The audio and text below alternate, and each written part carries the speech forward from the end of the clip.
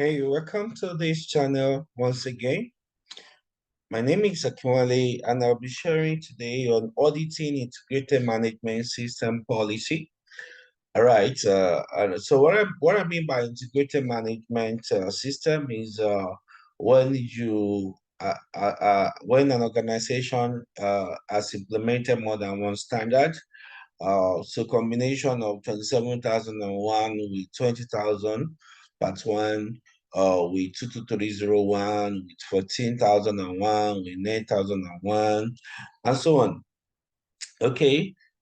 So for most of these standards, clause 5.2 addresses the policy.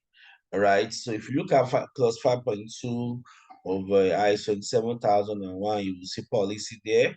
Right. If you look at clause 5.2 of ISO 22301, 20,000, all of them, all right, by virtue of the harmonization of those standards, you see clause 5.2. And so the implementers are required to implement 5.2 as policy. You also see policy again if you look at if it's 27,001, the Annex A, all right.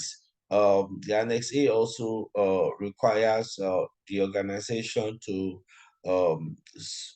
develop and publish several topic-specific and high-level general policies related to ISMS, Information Security Management System. Okay, so today I want to talk about what are the audit considerations when you are auditing the relevant policy that the organization has implemented. And if you look at, so this is for on-field purpose. Auditors, integrated management system auditors or ISO auditors will be auditing this implementation. And it's also applicable for those writing the exams, the lead auditor certification exams for any of the certification bodies, okay, that are accredited to set this lead auditor exams. Okay, so what are the audit checklists, all right, to consider when you are auditing policies? That is what I'm going to discuss in this video. So checklist one, is the policy appropriate for the purpose of the organization? That's exactly what the standard says, that your policy must be appropriate for the purpose of the organization. Sure. So you are auditing maybe a fintech or a financial institution, maybe they now went and brought the policy of maybe an insurance company or an organization in the maritime industry. The connection is not there. The contexts are different. All right. So one of the things you want to first consider when you're auditing a policy is whether that policy is actually appropriate for the context of the organization you're auditing. Okay. So another audit question is that does the policy include a commitment to satisfy applicable requirements? This is actually a a direct requirement of most of the standards. So 7,001, right? 22,301, 20,000. All right. Those standards, all right, actually require you, all right, to frame the wording of your policy to include a commitment to satisfy applicable requirements. So the auditor can check for that particular wording. All right. Does the policy include a commitment to continual improvement of the ISMS? All right. So if you are auditing BCMS 22301, so you see BCMS. If it is 20,000, you see SMS, service management system, and so on. So it is also a requirement of of the standard that the policy, according to clause 5.2, should include a commitment of the organization to continue improvement of the management system they're implementing. The auditor can check for that literally in the policy. The auditor can also check whether the policy is approved by management. Is the policy approved by management? All right. So what makes a policy is the approval. All right. I remember I went for an audit some time ago. I was auditing BCMS. So I was asking for business continuity policy, and they brought me a very fine document, very, comprehensive documents. All right, and I was looking for the approval of management. I could not see, so I returned it back to IT. I said, "Look, if it is a draft, so okay, it's a good policy, but it's a draft policy. All right, it's a draft policy. So until it's approved, all right, it's not yet a policy, because a policy is actually a philosophy of management, is a guide on the thinking of management. All right, so the belief system of management is what is embodied in a policy. So if it's not approved by management, then it's not a policy. All right, so the next question is: the policy communicated to all employees? So a policy is meant to be followed. All right. In fact, if you look across 5.3 awareness, the standard says that anyone working under the control of the organization shall be aware of the policy. That's 5.3 awareness. All right. So it is the responsibility of management and implementation team to ensure that the policy is appropriately communicated to all employees. So this is also an audit check that the auditor should confirm. Okay, another audit checklist question: is the policy communicated to relevant interested parties? So apart from employees, there may be some other stakeholders that need to be aware of the policy in one form or the other. All right, for example, your customers, your business partners, your vendors, your key vendors. All right, so they need to be aware of the policies. Even it's going to be a summarized version of the policy. So the auditor may also want to check how the organization that implemented the standard, okay, has been able to do that. Some organizations, they put an abridged form of their policy on their website to be able to meet this particular requirement. All right. So another audit checklist question: is the policy reviewed? That is, if it's more than a year. All right. If but they have a policy, ISMS policy, BCMS policy that have been developed for more than 2 years and is not reviewed, then there's a problem.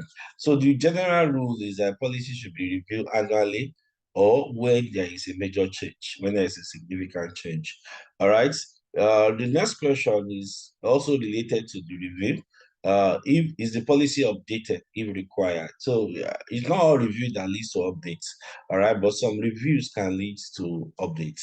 All right, so if there is a need to update the policy, uh why not? All right, so the auditor need to also check if there are fundamental reasons that points to the fact that the policy should have been updated, should have been modified in one way or the other. For example, before implementation, we are not working from home. Now we are working from home. All right. So that is a major change. All right. And if we don't modify our maybe our SMS policy to address that, all right, then there could be a challenge in the nearest future. All right. Or we have done a merger, all right, post certification. So we've done the merger, okay, post certification. So definitely there will be needs to update certain aspect of the policy. All right. So the next question: are there evidence that the policy is assimilated and understood by employees? So the auditor can also go a step further, because one thing for you to say you have communicated the policy, is another thing for you to confirm that indeed the policy is understood. Because for many organizations, the policy is just sent as an email to everybody, all right, and without even confirmation whether the email is open, whether it is read, whether it's assimilated, whether it's understood, whether it's bought. Okay, so the auditor may want to also test further to see what measures the organization have taken to confirm that people have really understood. Maybe it's an environmental policy, occupational health policy, ISMS policy, whatever policy it is, under the standard that you are auditing. You also want to check to confirm how the business ensure that the policy is assimilated and understood.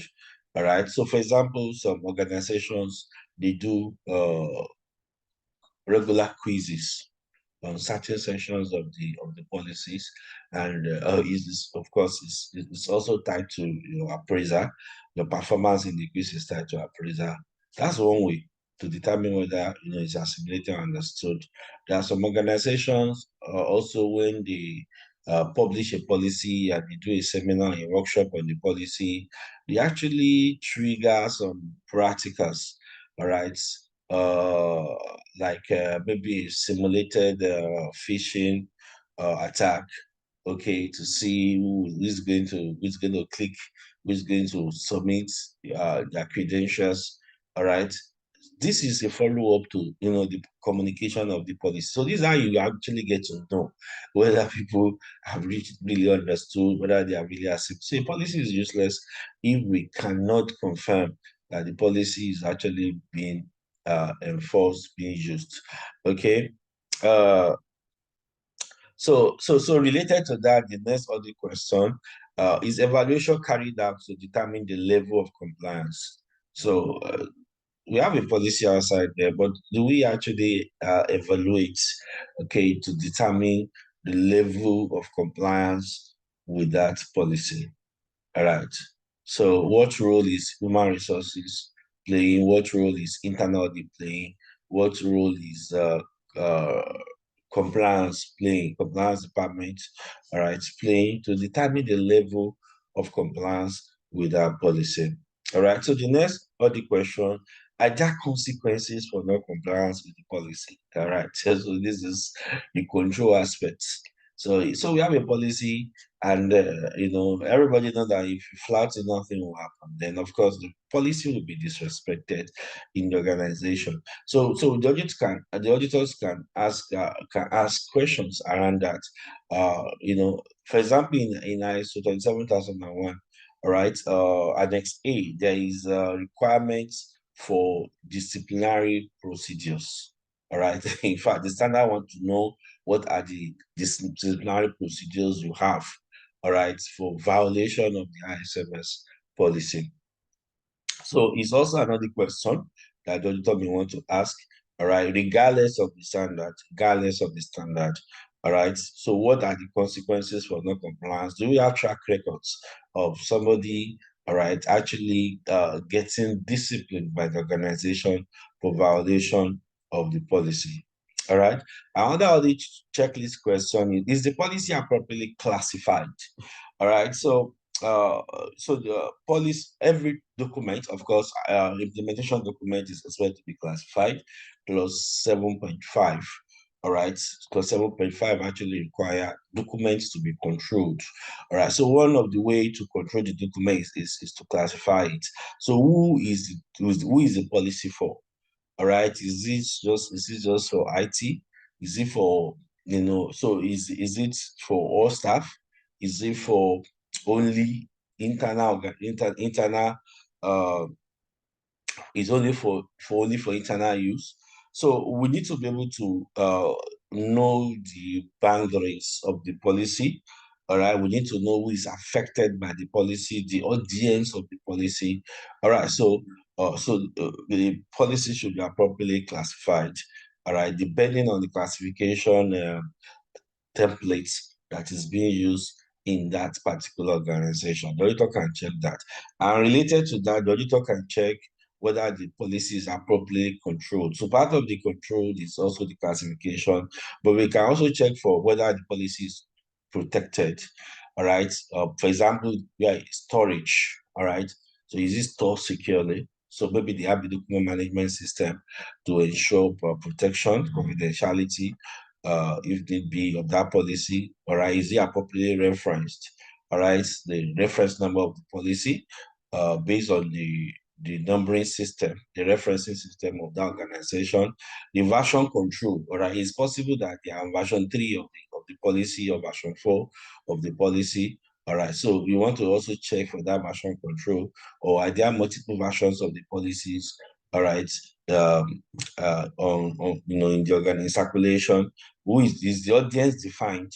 All right, is the author of the policy defined?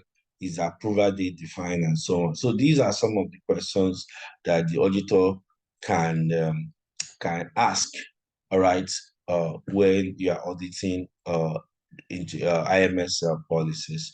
All right, so evidence gathering methods. Okay, you can do interview. When you're auditing policies, you can do interview, you can do analysis. All right, you can review the contents of the policy. All right, if there are multiple versions over the year, you can compare version 1 with version 2, what have changed, what are the updates that have been done. All right, what is the next review date, and so on. All that can be done during the analysis. You can use document review, but definitely you use document review as an evidence gathering method when you're auditing policies. Or you can evaluate, you can do evaluation. All right, is the policy appropriately communicated? Is the policy appropriately enforced? All right, disciplinary measures for violation of the policy, level of enforcement of the policy. You can use evaluation to gather this evidence. All right, as regard the policy, you can use technical review, especially if the policies are stored in the document management system. So, of course, the auditor will need, some technical skills to be able to look at the security, all right, and the security around the document management system. All right, so that is what I have for you on the auditing management system policies. If you are yet to subscribe to this channel, please try to do so, so that you can be able to get other educative videos from this channel. Thank you.